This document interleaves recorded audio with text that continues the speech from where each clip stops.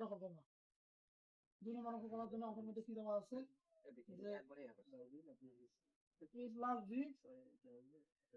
তারপর লিখেছে b plus c, তারপর লিখেছে এবার প্লাস c, তারপর এটা আমরা যদি সাথে লিখি যে b plus a into b plus c, এবার প্লাস c। সূত্র আছে যে a plus bc, a plus bc সূত্র কি a plus b into a plus c।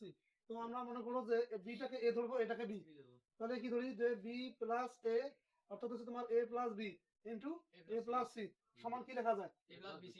তো a বলতে এখানে কি হচ্ছে b প্লাস ac।